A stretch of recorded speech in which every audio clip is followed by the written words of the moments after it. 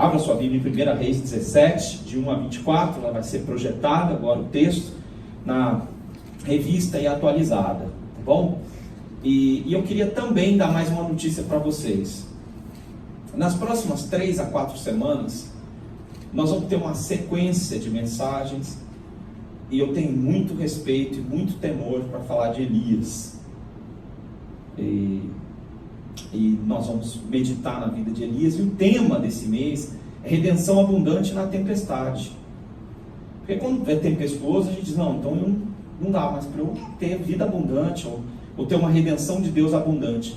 E eu queria, assim, ler esse trecho com vocês, aliás, queria que vocês ouvissem, e queria dizer que nas próximas 4 semanas, não baseado neste capítulo só, mas numa sequência de textos, nós vamos ver como essa redenção aconteceu num homem que viveu uma tremenda tempestade e que conseguiu, pela graça de Deus, não só dar um testemunho vibrante, mas nos deixar essas mensagens que estão aqui descritas. Então Elias, o tesbita, dos moradores de Gileade, disse a Acabe: tão certo como vive o Senhor Deus de Israel, perante cuja face eu estou, não vai cair nem orvalho nem chuva nestes anos, segundo a minha palavra. E a palavra veio-lhe então a palavra do Senhor, dizendo: sai daqui, retira-se, e vai para o lado oriental, e esconde-se junto à torrente de Querite, fronteira ao Jordão. Irmão, nem que você tenha o Google Maps, nem que você seja arqueólogo, você não vai achar uma fonte em Querite, perto do Jordão. Você não sabe, é um negócio pequeno, um riacho. Beberás da torrente, né? Que outra versão dá como riacho, e eu ordenei aos corvos que ali mesmo te sustente. Ele foi e fez, segundo a palavra do Senhor, e habitou junto à torrente de Querite, fronteira do Jordão. Os corvos lhe traziam pela manhã pão e carne, como também pão e carne ao anoitecer, e ele bebia da torrente. Mas passados dias, a torrente secou, porque não chovia sobre a terra. Então lhe veio a palavra do Senhor, dizendo: dispõe-te e vai-te a Sarepta, que pertence a Sidom, e demora-te ali. Eu ordenei a uma mulher viúva que te dê comida. Então ele se levantou e foi a Sarepta. Chegando à porta da cidade, estava ali uma mulher viúva apanhando lenha. Ele a chamou e lhe disse: traze-me, peço-te uma vasilha de água para eu beber. Indo ela buscá-la, ele a chamou e lhe disse: traze-me também um bocado de pão na tua mão. Porém ela respondeu: tão certo como vive o Senhor teu Deus, eu não tenho nada cozido. Há somente um punhado de farinha numa panela e um pouco de azeite numa botija. E vês aqui, eu apanhei 2 cavacos e vou preparar esse resto de comida para mim e para o meu filho. Nós vamos comê-lo e vamos morrer. Elias lhe disse: não temas, vai e faz o que disseste, mas primeiro faze dele para mim um bolo pequeno e traz-mo aqui fora. Depois farás para ti mesmo e para o teu filho, porque assim diz o Senhor Deus de Israel: farinha na tua panela não se acabará, e o azeite da tua botija não faltará, até o dia em que o Senhor fizer chover sobre a terra. Foi ela que fez segundo a palavra de Elias, e comeram ele, ela e sua casa muitos dias. Da panela a farinha não se acabou, e da botija o azeite não faltou, segundo a palavra do Senhor, por intermédio de Elias. Depois disso, adoeceu o filho da mulher da dona da casa, e a sua doença se agravou tanto que ele morreu. Então disse ela a Elias: que fiz eu ao homem de Deus? Vieste a mim para trazeres à memória a minha iniquidade e matares o meu filho? Ele disse: dá-me o teu filho. Tomou dos braços dela e o levou para cima ao quarto, onde ele mesmo se hospedava, e o deitou em sua cama. Então clamou ao Senhor e disse: ó Senhor meu Deus, também até essa viúva com quem me hospedo o Senhor afligiste, matando-lhe o filho. E estendendo-se 3 vezes sobre o menino, clamou ao Senhor e disse: ó Senhor meu Deus, rogo-te que faças a alma deste menino tornar a entrar nele. O Senhor atendeu a voz de Elias, e a alma do menino tornou a entrar nele, e reviveu. Elias tomou o menino, trouxe do quarto à casa, e o deu à sua mãe, e lhe disse: vê, teu filho vive. Então a mulher disse a Elias: nisso conheço agora que tu és homem de Deus, e que a palavra do Senhor na tua boca é verdade. Meus irmãos, eu queria compartilhar com vocês sobre chuva no deserto. Existem alguns desertos onde não chove. Existe um deserto no mundo, no final do nosso continente, que não chove nunca. Elias é chuva no deserto. Elias é um chamado de Deus, ele tem um chamado de Deus para ser uma resistência ao que está acontecendo em Israel. E como resistência ele fala e ele se dispõe a agir assim como o Senhor ordena, e ele é uma resistência. E eu queria te dizer que como resistência, a primeira coisa que o Senhor fez com Israel foi disciplinar. Trouxe uma disciplina sobre eles, a disciplina do Senhor. Nós entendemos que disciplina não é amorosa. É assim que nós vemos. Nós achamos que quando há disciplina, não há amor. E eu queria ver com você que o texto começa no verso 1 dizendo que Elias foi direto a Acabe. A fonte diz assim: tão certo como vive o Senhor, Deus, perante cuja face eu estou, não é você que está aqui, eu estou, não vai cair nem orvalho, porque se cair orvalho, e no Oriente cai orvalho sempre, não vai ter orvalho na terra, porque o orvalho vai umedecer a terra e você pode alimentar os animais e a vida pode sobreviver. Não vai ter nem orvalho, não vai ter chuva nestes anos que virão, segundo a minha palavra. E Acabe não era tido como o homem mais crédulo, mais temente a Deus. Ele casou com uma mulher que é Jezabel, uma mulher perversa ao extremo. Então ele, de verdade, ele não tem de forma alguma temor a Deus. Por isso ele não acredita, provavelmente, que o que Elias está falando. Está tudo muito bem, a terra está boa, tem lugar para os animais comerem. E que profeta é esse? Maluco. Elias tem uma roupa que é de peles de animais, então ele tem uma aparência selvagem que lembra João Batista. O que esse homem quer dizer? Talvez não deu a mínima para ele. Queria dizer que a disciplina não é vista como amor, mas Deus disciplina, e a disciplina ela é necessária, não só para você, mas como para os seus filhos. A ausência de disciplina, ela confunde as pessoas e as deixa perdidos sem o que fazer. Nós temos uma grande dificuldade de entender que quando erros se consolidam na nossa vida, eles nos conduzem à desgraça.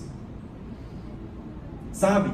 E às vezes, hoje em dia, nós estamos vivendo um tempo em que as pessoas consideram que porque eu sou evangélico ou porque eu tenho uma denominação religiosa, eu posso cometer erros ou aceitar erros como coisa comum na minha vida e que isso não vai ter consequências. Nós muitas vezes estamos muito ligados às consequências e não às causas do que nós fazemos, as origens, a origem do que nós cometemos, que tem consequências terríveis. Sabe, Israel se rebelou contra o Senhor, se cometeu erros e mais erros. Acabe derramou sangue inocente na cidade e o mal veio. E eu queria te fazer algumas considerações nessa noite, em nome de Jesus, pelo Espírito Santo de Deus. Falta perdão no seu coração? Sabe, às vezes a gente quer que Deus abençoe a nossa vida, mas seu coração perdoou mesmo? Às vezes a gente olha circunstâncias religiosas e a gente se dá o direito de não perdoar. Fala, não, isso é imperdoável. E você se coloca no lugar do juiz. E seu coração está cheio de falta, de ausência de perdão. Talvez você ache que você tem o direito de ter rancor e mágoa. E você os acolhe ao seu coração. E você diz, não, a minha vida espiritual, meu relacionamento com Deus vai continuar normal. Mas você acolheu essas coisas no seu coração e você acredita que nenhuma dessas coisas vão ter consequências porque você está debaixo da aliança. Porque Deus está do seu lado, porque você é o Israel de Deus. Só que aí o deserto toma forma e ele vem. E a chuva deixa de existir. Por quê? Porque a esperança adoece quando você toma atitudes que desagradam a Deus. O corpo de Cristo, que era o lugar de ser a família de Deus, vira para você um ponto de encontro. E cada um passa quando a água deixa de cair, a chuva deixa de cair. O objetivo agora é a sobrevivência e a procura por água. Ninguém quer se voltar para Deus, mas todos querem se voltar para resolver as consequências da falta de chuva. Sabe? Hoje é tempo, antes que graves consequências venham sobre você espirituais, de quebrantar-se. É tempo de mudança em forma de obediência. É tempo de acolher o perdão para pessoas que fizeram mal para você, que traíram você, que o enganaram. É tempo de mudar e abandonar a idolatria, que é o culto à forma tão comum hoje em igrejas históricas, que estão por há 500 anos estarem fazendo o melhor que eles acreditam, e eu não falo só sobre presbiterianos, mas de todas as igrejas históricas, podem entrar num culto à forma que é a idolatria, assim como as igrejas também históricas pentecostais podem cair nesse erro. O Senhor quer libertar você da idolatria, de achar que a sua religião doente vai continuar assim, obedecendo formas e princípios vazios. Israel caiu debaixo da ira de Deus por causa da sua idolatria. Sabe, a esperança de Deus vem em forma de relacionamentos que colocam Deus como primeiro. A visão de Deus, o que Deus deseja para você e para mim, é que nós saiamos do deserto. Mas a disciplina dele vem sobre nós, mesmo no deserto, para nos orientar sobre como ele pode nos socorrer. Sabe, nosso país está em crise há alguns anos e vai passar ainda esse ano em crise. E nós cristãos estamos no meio de um período de crise, é quando de alguma forma a chuva não cai como deveria, a gente tem que correr o dobro do caminho para encontrar a saída. Mas quando você diz que Deus está sobre a sua vida e coloca Deus sobre a sua vida, Ele vai dirigir você no caminho. Queria te dizer que quando as consequências vêm sobre você e a seca vem, há um grave problema, não há como voltar atrás, já aconteceu. E às vezes a gente, como cristão, a gente só queria que a hora que a bala perdida fosse bater em nós, que ela virasse de borracha. Mas as consequências dos erros, dos outros, dos nossos, vêm sobre nós. E a gente quer voltar atrás, mas não há como voltar no tempo. Como mudar as consequências dos erros cometidos? Seu, das pessoas do povo de Deus. Mas agora você pode se voltar para Deus. E pode, através da sua consciência, através do toque do Espírito Santo, começar a reparar erros, reparar atitudes e caminhos errados e destrutivos, porque você talvez esteja olhando para o macro, para a consequência macro da terra seca, mas a terra seca é só uma consequência de atos que você tomou e que precisam passar por uma disciplina do Senhor. E como é que você vai fazer? Você tem que lembrar da bússola e fazer o que Deus ordena que você faça. É preciso reparar, é preciso pedir perdão, é preciso devolver, é preciso reconhecer, é preciso se humilhar, é preciso. Deus chamou Acabe podia ter feito algo, mas Acabe resolveu não fazer. E a consequência veio. Deus prometeu então para Elias uma promessa difícil. Eu vou fazer o seguinte, eu vou mandar minha providência para você com asas. Aleluia. Providência com asas, é tudo que eu queria. Não tem que enfrentar trânsito, não tem nada. Mas a providência com asas eram corvos. E os corvos não são os animais mais bonitinhos que a gente vê. Eles estão muito longe de ser cisnes. Estão muito longe de ser outros bichinhos tão queridos quanto nós gostamos. E quando a gente quer uma providência, a gente quer que Deus mande uma providência antecipada. Como que é a providência antecipada? Antes da sua necessidade, que a providência chegue. Só que se você é crente, você sabe que não funciona assim. Nós não queremos ter que acordar e esperar, e depender. Nós não queremos depender das mínimas coisas do Senhor. Por isso a gente tem uma reserva, ou a gente produz reservas, porque a gente não quer depender das mínimas coisas. E a gente não quer que o dia amanheça e a gente não sabe o que vai acontecer. Sabe o que Deus falou para Elias? Sabe o que Deus fez com Elias? Ele disse o seguinte: os corvos virão de manhã e à noite, e eles vão trazer pão e carne. Irmãos, eu não sei se você já parou para pensar nisso, Mas carne, irmãos, tranquilo. Corvo e carne. Corvo é um animal rapineiro que pode comer tanto algo vivo como algo morto. Com a seca, zero problema de achar animal que acabou de morrer para um corvo. Pode trazer comida fresquinha. Mas pão, irmãos, onde é que corvo ia achar pão? No acampamento nós tivemos uma bênção, meu irmão fazendo pão lá.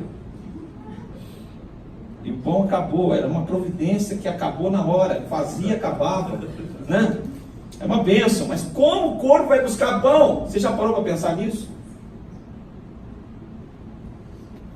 E eu queria te dizer que eu não sei onde eles achavam esse pão, e eu não sei o quanto eles tinham que voar para achar esse pão, e até onde a seca ia. Mas a Bíblia diz que era pão e carne. Só que uma coisa que fica clara para mim é que eu não acredito que essa refeição fosse um rodízio de carne. Eu não acredito que tinha carne à vontade para ele comer, à vontade, não precisar mais de outra refeição naquele dia. Não, eu creio que a refeição acabava e que tinha que vir mais corvo e não era muito simples. Não era muito simples. Deus usou aqueles animais para ensinar uma coisa aqui. Deus é aquele que é o Deus da providência. Não importa que você esteja no deserto. Não importa que você não saiba como Deus vai fazer. Não importa que você não tenha nem sabedoria de como isso vai acontecer. Deus é a saída do deserto. Não é outra a providência. Outra coisa que fica clara. Deus falou para ele, você vai para um ribeirãozinho, e quando a seca ela é muito grande, o ribeiro seca. É assim que funciona a região do Oriente. Você vai para um ribeiro em Querite, você vai ficar ali. Se você continuar lendo a história, se você quiser fazer isso, hoje nós temos o 17, nós vamos juntos até o 19, nos próximos domingos. Nós vamos disponibilizar a mensagem dessa noite no WhatsApp, para você compartilhar com amigos também, se você quiser. Mas eu queria te falar sobre isso. Ele tinha que ficar em Querite, por quê? Quando a seca aumentar, Acabe vai procurá-lo por todos os lugares do mundo para encontrar. Então, de certa forma, o Elias fica preso na beira da fonte. Ele não pode sair dali. Se o corpo passar e ele não estiver ali, não é problema da providência. Esse é o problema das pessoas. Às vezes a gente está tão desesperado que Deus vai falar, vou mandar a providência para vocês. E fala, Senhor, eu vou procurar, vou dar o meu jeito. Ele fala, mas e agora, Senhor, o Senhor não me atendeu? Eu falei, não, mandei a providência lá, naquele horário de sempre. Mas você estava tão ansioso que você saiu. Então agora tem a da noite. Deus mandou eles, eu mandei que os corvos passem lá. E eles vão passar e vão levar comida para você. Carne e pão. Eu fiquei pensando, irmãos, na minha cabeça, nessa meditação, de onde vinha o pão? Tinha que ser de algum lugar. Eles acharam uma fonte de pão. E eles vieram trazendo. Só que antes do pão acabar e da carne acabar, acabou a água. E aí, diz o texto, já te digo o versículo para você acompanhar. Versículo 8. Então vem a palavra do Senhor e disse, vai para Sarepta, terra de Sidom, e demora-te ali. Eu ordenei a uma mulher viúva que te dê comida. Tá? Que te dê comida. Então ele se levantou, versículo 10, foi para Sarepta, chegou à porta da cidade, tinha uma mulher viúva apanhando lenha. Ele a chamou e lhe disse, eu lhe peço, me traz uma vasilha de água para eu beber. Muito bem. Nós estamos pensando sobre chuva no deserto, que é o próprio Deus. E nós vemos que, em primeiro lugar, que a disciplina do Senhor é bênção e vem sobre as nossas vidas. Não só como consequência dos nossos atos, mas causada muitas vezes pela nossa desobediência. Em segundo lugar, Deus envia providências com asas. Em terceiro lugar, eu queria te dizer nessa noite que Deus levantou uma mulher de fé. Tá? Na verdade, eu vos digo, disse Jesus, que havia muitas viúvas em Israel no tempo de Elias, quando o céu se fechou por 3 anos e 6 meses, reinando grande fome em toda a terra, e a nenhuma delas Elias foi enviado, senão uma viúva de Sarepta de Sidom.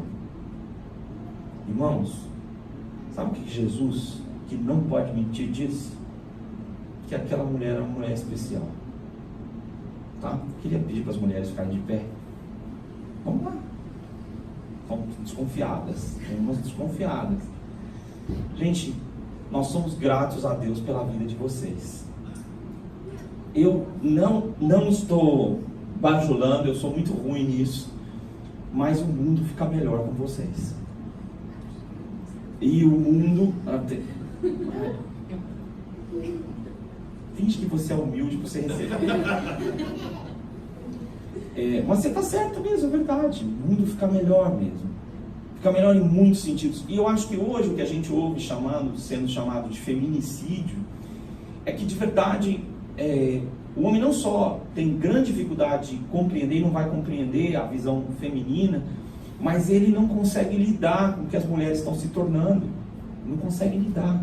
E tem maluco também, e tem situações muito difíceis. Mas eu queria agradecer a Deus pela vida de vocês nessa noite. E queria que os homens que não estão aqui acompanhados hoje por diversos motivos, por suas queridas, eu estou com a minha esposa doente e com o Lucas, com virose em casa pesada. E acho que fui eu que passei para ele ainda, né? Senhor, nós te agradecemos por essas irmãs que estão aqui. Elas são bênçãos. Eu queria pedir que o Senhor abençoasse essa igreja, através de cada uma delas. Não abençoar só os irmãos que estão aqui, mas a igreja que o Senhor vai constituir. Em nome de Jesus. Amém. Deus abençoe vocês. Eu ordenei, diz o Senhor, que ela te sustente. É interessante que o texto vai se desenvolvendo e ele diz assim, olha, traz para mim comida. E ela diz, eu não tenho. Irmãos, a situação complexa aqui é que a viúva em Israel e no tempo antigo é a pessoa que está no lugar mais baixo da sociedade. E eu quero explicar por quê. Não é porque ela é mulher, mas é porque ela é mulher. E porque naquele tempo a força não é intelectual nem emocional. A força é física. Então quem determina o que você possui é o controle do poder, ou a sua habilidade com a espada ou com a lança, ou com o arco, ou com a funda.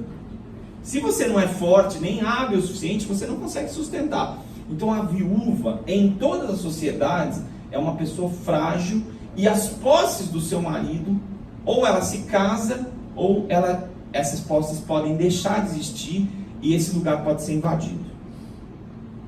E Deus fala assim, quem vai te sustentar, Elias? Primeiro eram os corvos. Imagina os bichos vão lá, põem num determinado lugar, e batem asas, e fazem barulho, e agora ele diz assim, você vai pedir para uma viúva. Com todo respeito a vocês, queridas irmãs, é uma humilhação. E na casa de outra pessoa, desconhecida, e uma pessoa que precisa de muito de ajuda. O que acontece com essa mulher? Provavelmente Deus falou o coração dela. Mas na hora que chegou mais uma boca e falou para ela, olha, dá comida, ele falou, olha, você chegou na hora da última refeição. E eu estou aqui pegando 2 cavacos, né? Ou seja, 2 pedacinhos de madeira, vou acender um fogo, vou fazer um pão para mim e para o meu filho, e nós vamos morrer. Não tem mais o que fazer. Então assim, como que eu vou resolver esse seu problema? E eu queria dizer que as mulheres de Deus têm mudado o mundo. E faltaria espaço aqui para contar histórias e situações em que as mulheres têm mudado o mundo. Muitas vezes na história da humanidade, nos bastidores. Muitas vezes de forma discreta. Algumas vezes à frente, mas muitas vezes de uma forma discreta. E as mulheres de Deus, sabe, são pessoas que mudam o mundo. São mães de oração, são mulheres de oração, têm uma sensibilidade celestial e elas auxiliam os enfermos e os pobres. Deus resolveu se revelar através dessa mulher. E provavelmente Deus falou com ele, e estava tudo certo. Senhor, ó, vai sustentar o homem de Deus, vou usar você, tá? Estava tudo certo, até que o homem de Deus chegou. Falei para ela, então, olha, faz para mim do azeite, do trigo, um bolo, para mim primeiro. Depois você vai e faz para o seu filho. Mano, só faltou ela falar assim, eu estou vendo que você não está entendendo bem o que eu estou querendo te dizer. Eu acabei de dizer que o que tem dá para mim e para o meu filho. Não é muito, mas dá para mim e para o meu filho. Você está pedindo que faça um bolo pequeno para você, mas o que nós temos é pequeno. Como é que eu vou fazer primeiro para você, para depois fazer para nós? Mas Elias completa dizendo, assim diz o Senhor, não vai acabar o azeite, nem vai acabar a farinha, o trigo. Tá? Sidom é um país inimigo de Israel, flagrante. E, entretanto, essa mulher é chamada para ser cúmplice do Senhor. Uma mulher de fé. E ela faz exatamente o que Elias diz. Ela faz primeiro para ele e depois ela vai fazer para ela. Sabe, a gente tem um acordo com o Senhor. E é mais ou menos assim.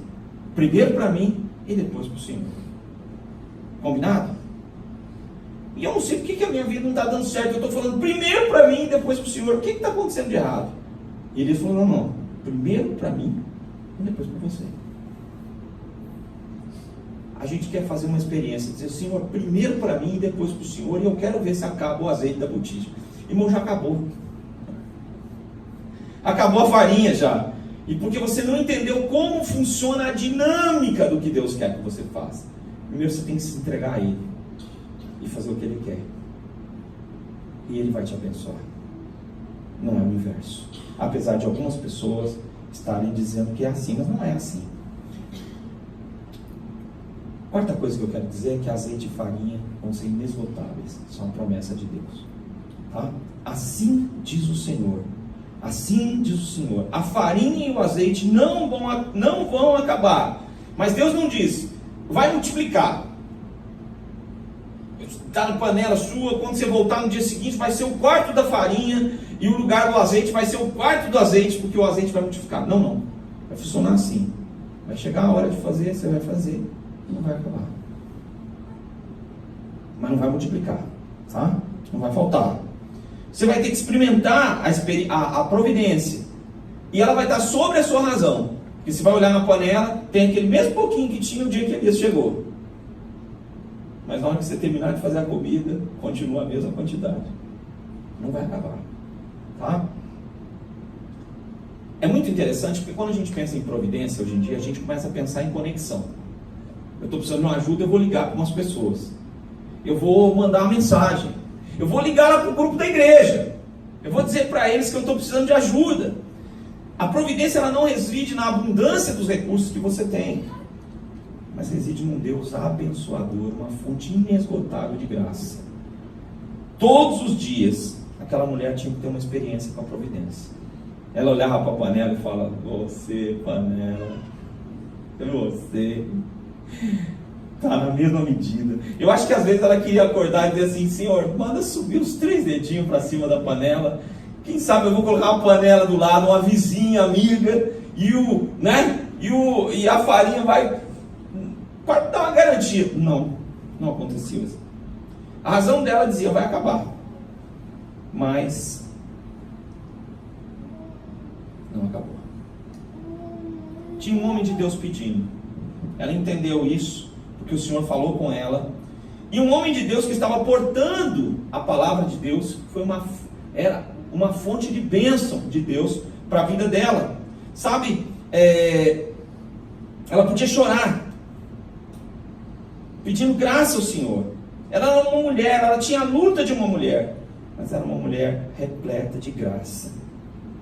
E olha, talvez a coisa esteja feia para você. Talvez a sua panela da sua história esteja como mulher que está me ouvindo, faltando afetividade, faltando um monte de coisa. Mas aquela mulher era uma mulher de graça.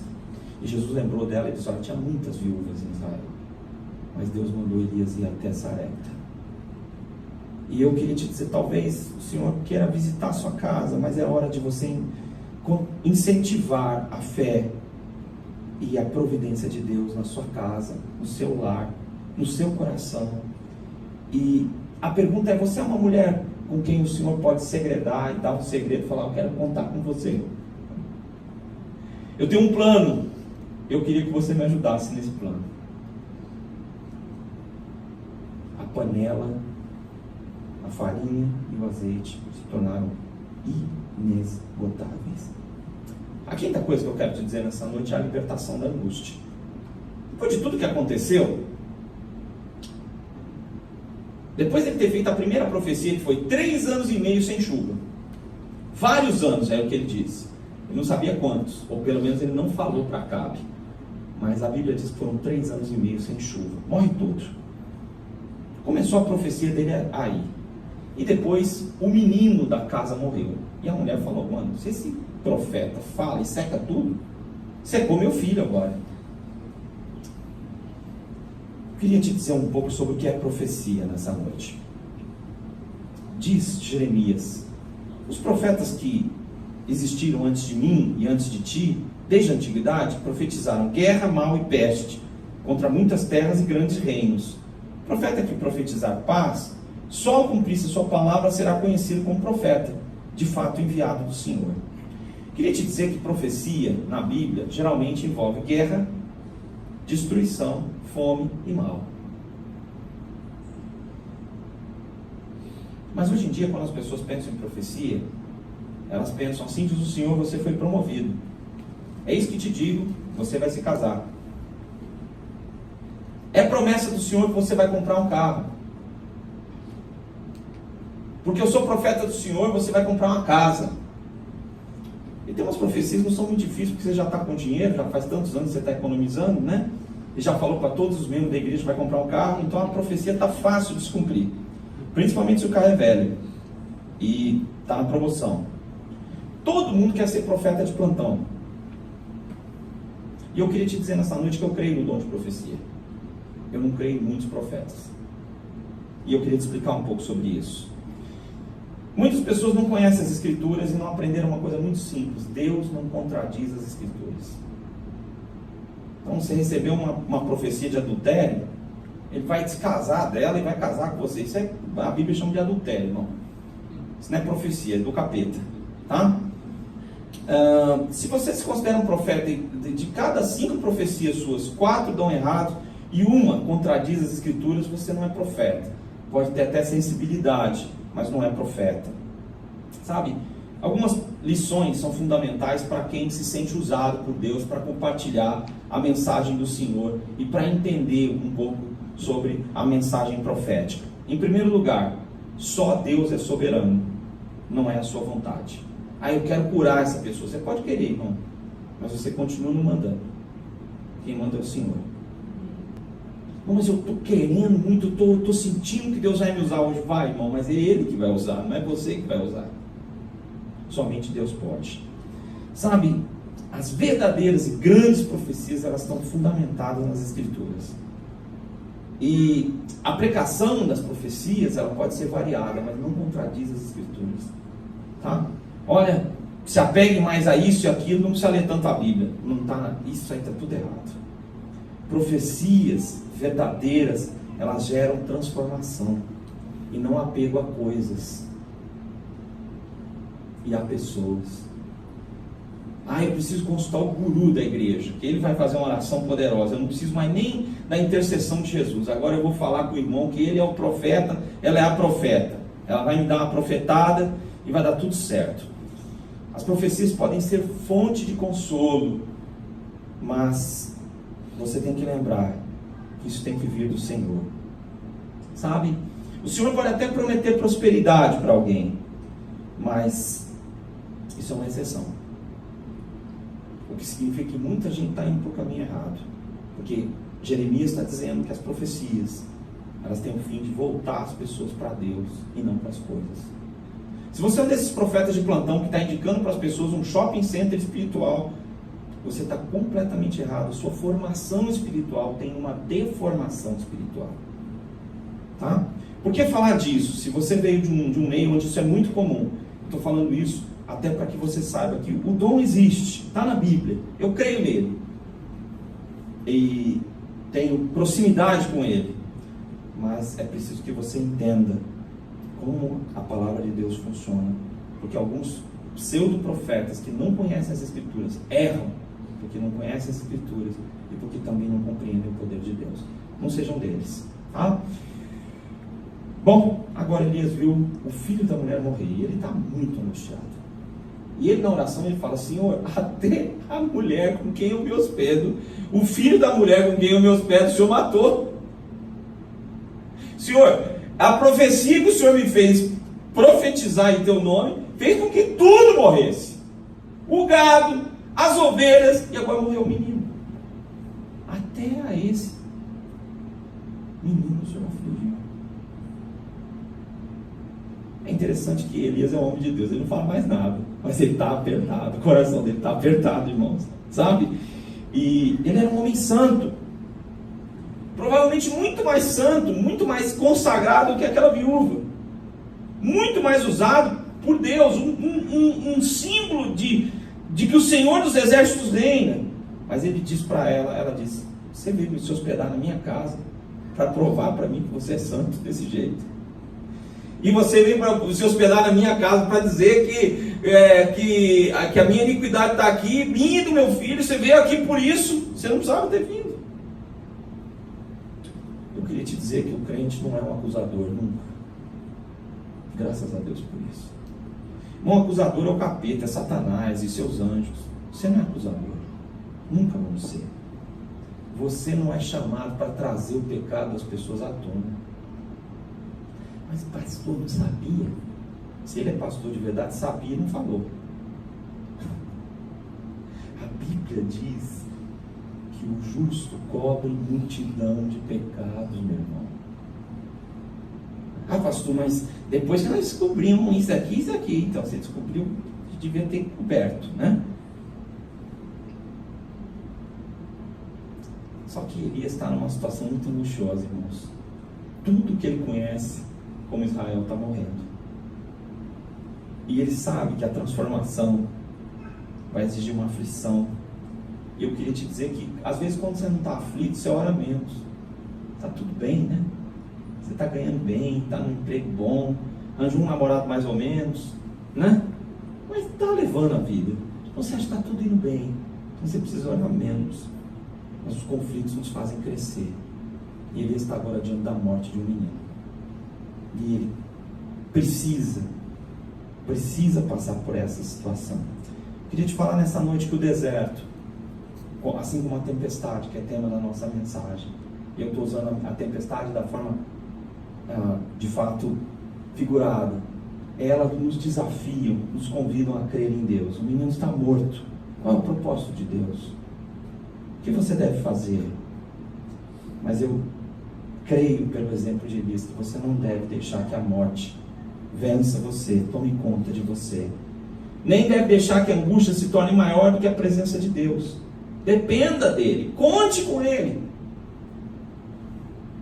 Em sexto e último lugar, graças a Deus, porque a ressurreição vence a morte. Como ele é homem de Deus, não dá, a Bíblia não descreve como é que Deus fala com ele, não, irmão, mas Deus fala com ele, você não tem a dúvida disso. E ele primeiro faz essa reclamação dizendo: até o menino o senhor matou, pai? E aí ele faz uma oração dizendo, depois de se deitar 3 vezes sobre o menino. Então assim, não é muito recomendável você deitar em cima do morto, não vai fazer diferença nenhuma. Mas algumas coisas ficam muito interessantes. O intercessor é alguém que se coloca no lugar do outro. E um verdadeiro intercessor é alguém que sabe sentir o que o outro está sentindo. E deitado em cima do morto, você vê como a vida foi-se. Mas não tente fazer isso. Queria te falar sobre o que é um homem de Deus. Ela no final, no último verso que a gente leu, ela vai dizer: reconheço de fato que você é um homem de Deus. Homem de Deus, e é importante você entender isso, eu quero que você preste muita atenção nisso. Ela usa uma coisa que o grego e o latim chamam de genitivo, que a gente chama em português de possessão, de posse.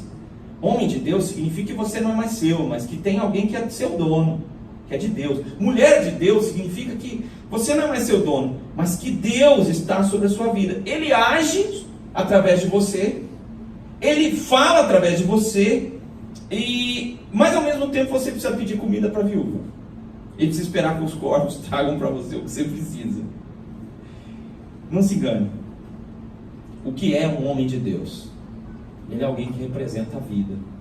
E toda vez que você estiver perto de um homem de Deus, onde ele estiver tem vida fluindo. Se tem gente sendo salva, gente sendo transformada, a obra de Deus sendo gerada, você está diante de um homem de Deus. Tá? E aí eu queria te falar uma coisa que a Bíblia diz. Se eu não me engano está em João 1,6. Diz assim: houve um homem de Deus, houve um homem enviado por Deus, cujo nome era João. E eu queria te explicar uma coisa para você entender como a viúva entendeu que ela tinha um homem de Deus perto dela, e você entenda isso sobre uma mulher de Deus. Primeira coisa, você tem que entender que ela é um homem. E esse é um grande erro das igrejas históricas e um grande defeito das igrejas não históricas, dessas neo-igrejas, que tem aí 30, 40 anos. Igrejas neo-igrejas, ou seja, igrejas novas, que nem sempre são pentecostais, são só novas, e tem práticas novas. Seu líder não é um homem, é um santo, é um ser caído da divindade. E ser caído é Satanás, né? Não existe outro ser caído, senão Satanás e seus anjos. Então não existe ser caído, existe homem. Bom, algumas igrejas históricas então entendem que porque é um homem, então ele é um empregado. Ele não veio na minha casa hoje, mas já deu a hora. Algumas pessoas não entendem por ser um homem e ter hábitos iguais de homem, eles dizem não é de Deus. E aí nos corredores rola muita coisa. No tempo de Jesus, João Batista tinha demônio e Jesus era um bebedor de vinho, para não dizer cachaceiro. Se fosse brasileiro, seria cachaceiro. Como era um judeu bebedor de vinho. Era assim a classificação que Jesus diz da visão dele. O homem de Deus, lembre-se, alguém que através dele Deus gera vida, ou dela Deus gera vida. Sabe, não se engane. Não se engane, um homem de Deus é um homem, não tem problema nenhum nisso, dele ser um homem. E quem não entende que Deus trabalha através da humanidade das pessoas, não entendeu como Deus faz. E isso é a maneira diversa como Deus opera. A segunda coisa que você precisa entender é que ele foi enviado por Deus, não foi enviado porque ele quis, Deus o enviou. Nossa, que coincidência, o senhor veio aqui. Que coincidência que eu encontrei aqui agora. Eu fui lá na igreja, aconteceu assim. Foi muita coincidência. É muita sorte. Não, meu irmão. O homem de Deus foi enviado por Deus. Nem que ele não saiba. Ele foi enviado por Deus. O homem de Deus chega na sua vida, ele está comendo foi comer lá um sanduíche com você na padaria. Mas quando ele fala, Deus está falando. Você tem que entender isso. E a terceira coisa, ainda citando João 6, é que o nome dele era João. Ou seja, não é todo mundo João, não. Tem Maria, tem José. Então o homem de Deus não pode ser vários, eles têm nome. Agora, se você não entender isso, o homem de Deus vai chegar, se hospedar na sua casa, e você não vai entender que Deus está manifestando vida e concedendo a glória dele através de pessoas que você conhece. E você vai ser sempre a maluca, o maluco que estão pondo fogo no asilo. Por quê? Porque não está vendo o que Deus está fazendo. Aquela mulher, ela entendeu que a sobrenaturalidade de Deus agia naquele homem. Está do lado de uma pessoa que você desconfia que seja um homem de Deus. Ele começa a fazer, parece que vai dar tudo errado, dá tudo certo sempre. Meu irmão, nunca dá tudo certo sempre, só se a mão de Deus estiver. O cara planeja, ou sonha e a coisa acontece. Mas como que acontece? É muita sorte. Não. Deus pode fazer. Ao invés de rivalizar, ao invés de desafiar, se você quer andar com um homem de Deus, ou se tornar um homem de Deus, uma mulher de Deus, eu quero desafiar você a tomar as seguintes medidas, as seguintes atitudes. Em primeiro lugar, observe sem dar palpites. O homem de Deus mora na sua casa, e aí você quer dar palpite. Olha, deixa eu te ajudar aí, que eu vou, o menino, vamos fazer uma massagem, vamos dar um choque nele, vamos. Não dá palpite. Deixa o homem de Deus trabalhar, a mulher de Deus trabalhar. Fica observando. A Bíblia diz que quando você observa, você passa por sábio. Tá? O homem de Deus ou a mulher de Deus não se fazem por estudos, profundidade técnica, mas por vivência com Deus, por entrega a Deus e por Deus ter tomado essa pessoa, essa mulher, esse homem para si. Então você quer ser um homem de Deus ou uma mulher de Deus, ou quer ter um homem de Deus ou uma mulher de Deus perto de você? Então observe, sem dar palpites. Segunda coisa que eu quero te dizer, e se você quiser, você anota, se você quiser me perguntar, depois eu também te digo. Ouça o que eles dizem, mesmo que você discorde. Porque o homem de Deus vai falar coisas que você tem que discordar, porque você não é de Deus, ele é de Deus. Ele vai falar e você vai falar, não está certo. Eu já passei por isso, tantas vezes. O homem de Deus chegava para mim e dizia, olha, é isso aqui. Eu lembro que a primeira vez que o pastor que eu mais respeitei na vida chegou para mim e disse assim, eu tenho muita esperança que você vai ser pastor. A primeira coisa que eu imaginei é eu bater na madeira do corrimão. Mas não é muito evangélico isso.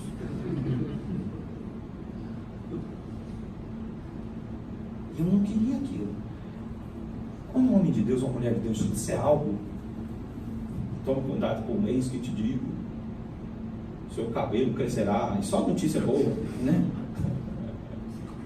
A luz apagará, né? Depois que passou fica fácil, né? Toma cuidado com isso, mas mesmo que você discorde, escute. Escute. Terceira coisa, se você quer ser um homem de Deus ou andar com um homem de Deus, veja a vida que eles vivem e o preço que eles pagam. Observe, veja que vida eles estão vivendo. Não só o que eles estão dizendo, mas o que eles estão fazendo e que preço eles pagam para fazer aquilo. Ah, mas eu não consigo descobrir, porque você não quer ficar perto, porque tem medo de que esse tipo de consagração pegue e que você tem que pagar algum preço. Mas se você aproximar um pouquinho mais, fala, nossa, como que esse cara é assim? Como que essa mulher é assim? Então, de Deus. É isso. Quarta coisa, não tente diminuir os homens e as mulheres de Deus porque eles moram na sua casa. Não faça isso, é uma bobagem. O homem de Deus, mesmo que ele mora na sua casa, ele é Elias, irmão. Não folga com Elias, é Elias. É Elias, ele está na sua casa, mas não é seu chapa, não é seu camarada. Não tente fazê-lo menor, porque mora na sua casa. Isso é um erro. Quinta coisa, um homem e uma mulher de Deus não são deles próprios. Não tem que tomar posse deles, não vai dar certo. Eu fico vendo essas pessoas que querem criar tigre em casa. Tudo dá certo até que dá errado. O que aconteceu? Não, eu não sei porque ele comeu meu braço. Ele estava brincando, estava tudo como era antes. E aí ele comeu meu braço. Ele comeu seu braço, que ele é um tigre. Ele não é doméstico, meu amigo. Não dá leitinho, deu. Mas agora ele sentiu que seu braço pode estar com um gosto agradável. E ele experimentou. E de repente não gostou tanto, ficou por conta do braço só. Se gostou, esse morreu. Um homem de Deus não é dele, é de Deus. Ele está à disposição de Deus. Ele não é seu, ele não está a seu serviço. Não, diz que eu quero um disque pastor. Você vai encontrar disque pastor, sem problema nenhum. Mas o homem de Deus não funciona no disque, funciona no chamado. Deus chama e ele vai. E para ele ir, se for preciso, ele larga Israel e vai morar com a viúva de Sarepta, porque Deus mandou. Você tem que entender isso. Sexto lugar, confie nesses homens de Deus e mulheres de Deus. Põe o menino no braço dele, está morto, mas é homem de Deus? Pode pôr morto, vai ressuscitar. Sabe por quê? Porque é de Deus. E a gente diminuir a obra de Deus nas pessoas não vai tornar Deus maior, porque Deus resolveu usar pessoas. Eu não entendo por quê, mas ele faz isso. Então dê honra a isso. Põe no braço dele, menino. Ponha seus filhos mortos nos braços do homem de Deus, eles vão ressuscitar. Ele disse, Senhor, eu peço que o Senhor ponha a alma nesse menino de novo. É uma maneira simples de ele dizer, a vida não está mais nele. Acabou. Mas, Senhor, em nome do teu poder, põe a alma nesse, torna a trazer a vida para esse menino. E o menino ressuscitou. Então ele desceu lá no andar de cima, onde ele morava, sobrado. Trouxe aqui, está aqui seu filho. Ela disse: nisto agora eu reconheço que você é um homem de Deus. Diz o versículo de número 21. 24. Nisto conheço agora que tu és homem de Deus e que a palavra do Senhor na tua boca é a verdade. É a verdade. Querido irmão, querida irmã, meu amigo, minha amiga dessa noite, Deus é chuva no deserto. E você pode estar no deserto nessa noite, você pode estar aflito, mas para resolver isso, Deus mandou Jesus para mudar a sua sorte. E Ele tem mandado homens e mulheres de Deus. Mas eu queria te falar uma coisa que agora é segredo meu e seu. Homem e mulher de Deus vive disfarçado. Gente que gosta de palco, nem sempre é mulher e homem de Deus. Homem de Deus vive disfarçado. Então ele não precisa mostrar onde ele está. Talvez ele se hospede na sua casa e você não descobriu ainda. O importante não é a honra que você deve dar a eles, mas é aprender como você pode se tornar uma mulher e um homem de Deus.